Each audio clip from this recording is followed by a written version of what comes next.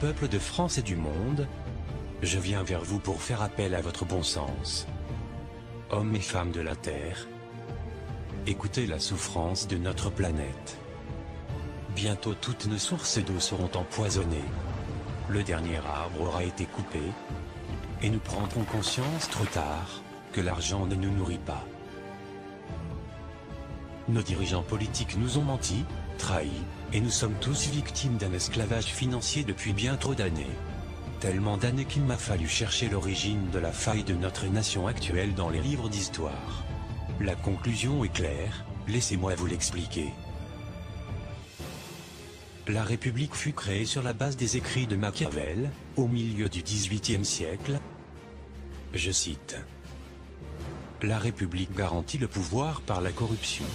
Celui qui détiendrait l'argent aurait donc tous les pouvoirs, si les nations adoptaient la République. Le message du livre de Machiavel Le Prince est que les lois et la moralité sont des fictions qui ne s'appliquent en aucune manière au roi et au pape. Que de tels dirigeants doivent utiliser la ruse, le subterfuge ainsi que tous les moyens de violence et du crime pour se maintenir sur le trône.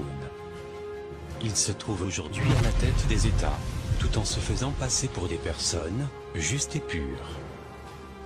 Depuis toujours, ceux qui n'ont aucune valeur morale, aucune éthique, aucun scrupule, sortent toujours vainqueurs. La République est le système idéal pour favoriser l'ascension des moins pourvus de ses qualités humaines. D'autant plus, si les candidats sont d'abord sélectionnés, selon ces critères de dénuement à l'intérieur de sociétés occultes qui gèrent les partis politiques et le système financier.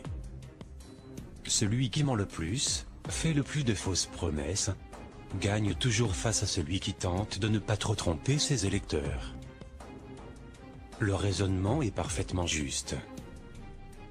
La République est un système garantissant la corruption, et donc la possibilité d'utiliser les dirigeants pour manipuler le peuple, mais aussi d'établir les lois, assurant la continuité de cette République, garante du pouvoir dans l'ombre, et enfin, favoriser les intérêts de ceux qui participent à l'asservissement du peuple. Après 2 guerres mondiales, ils ont réussi à imposer sur presque toute la planète un système qui leur permet de contrôler la vie politique et économique de chaque pays. Peuple de France et du monde, voici la faille de notre nation actuelle, comme celle de nombreuses autres nations. Il est vital qu'une opposition s'élève contre le principe de la République, qui garantit la continuité de leur plan, et le remplace par un autre mode de gestion de la société. La technique employée, pour obliger les dirigeants d'un pays à imposer au peuple la crise financière, pour le contraindre à accepter la vente des activités vitales du pays, telles que les compagnies des eaux, d'électricité, d'aviation, les compagnies pétrolières, les banques et j'en passe. Cela se nomme la corruption. Les élites appelant cela, à leur gré, privatiser ou libéraliser, afin de camoufler au peuple leurs coupables machinations. Depuis les années 2006, les élites ont lancé leurs grandes offensives économiques sur l'Europe, avec la complicité des principaux dirigeants politiques et économiques. La finalité étant de faire disparaître toutes les nations de l'Union européenne, pour les transformer en petites provinces du nouvel ordre mondial. Provinces dirigées par un Conseil européen, dont ils sont déjà les seuls maîtres. Bientôt, des traités commerciaux vont permettre la destruction de tissus sociaux et économiques, et ouvrir grandes les portes à l'asservissement de nos ressources, par l'emploi de techniques polluantes et destructrices pour la nature, ce pour le profit exclusif des élites. Le TAFTA, marché transatlantique le plus libéral et liberticide qui ait jamais vu le jour, va obliger l'Union européenne à suivre et faire appliquer à tous les pays de l'Union les normes américaines. Ceci aura pour conséquence majeure de détruire la gestion rationnelle des terres de l'Union, pour cultiver des OGM, puis pratiquer l'élevage intensif aux hormones et antibiotiques divers, en faisant disparaître toutes les petites exploitations agricoles, ceci étant prévu pour 2015. Ensuite, le programme TISA, lui, fera disparaître la sécurité sociale, les caisses de retraite, et tous les services publics deviendront privés, donc payants. Ceci étant prévu pour 2018. l'État français a d'ores et déjà annoncé que les caisses de retraite complémentaires sont vides, et que sous 2 ans, il n'y aurait plus aucune retraite d'honoré. Enfin, la restructuration des régions achèvera les nations en les divisant en provinces européennes, ceci étant prévu entre 2018 et 2020. Si rien n'empêche ces programmes de s'accomplir, la France aura disparu dans moins de 10 ans. Une personne seule ne pourrait rien contre cela. En revanche, un peuple uni, un peuple assez fort culturellement, pour disposer à la fois d'une base sociale solide et d'une philosophie civique. Un peuple dont le pays offre assez de rayonnement international pour que son action soit rapidement suivie par d'autres nations.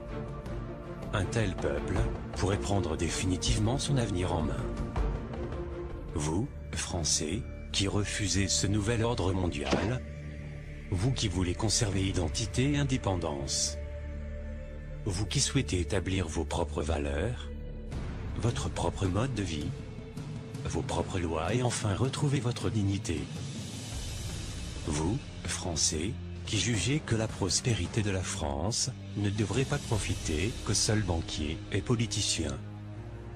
Vous, Français indivisibles, de toute religion, de toute ethnie, de toute profession, de tous niveaux sociaux, de toute région, prêts à défendre une valeur unique d'un pays libre, tendant la main à tous les peuples de la terre, invitant à refuser les guerres et la dictature mondiale de quelques familles. À vous tous. Le fait de mettre en place un concept humaniste à la tête de l'État changera profondément notre société. Les effets s'en feront sentir immédiatement, comme par exemple la disparition de la précarité financière, donc de la pauvreté, des sans domicile fixe, des restos du cœur, et bien d'autres. Le retour à la sécurité dans les rues, la baisse des suicides, l'enthousiasme des jeunes. L'amélioration de la qualité de vie, pour tous sans exception. Car dans un premier temps, le gouvernement provisoire va se concentrer à procéder à la suspension des contraintes les plus lourdes, pendant que le peuple travaille à la rédaction de sa nouvelle constitution. Ensuite, le peuple aura toute latitude à agir, dans son propre intérêt et pour sa propre prospérité sociale, culturelle, économique et équitable. Les contraintes les plus oppressantes, qui seront neutralisées, telles que la dette bancaire, le financement de l'Europe, l'appui militaire aux Américains via l'OTAN et bien d'autres, vont par leur neutralisation, nous offrir une souplesse économique, permettant de réduire les charges des entreprises et de diminuer fortement les impôts de celles-ci, comme des particuliers, et de relancer l'emploi sans effort.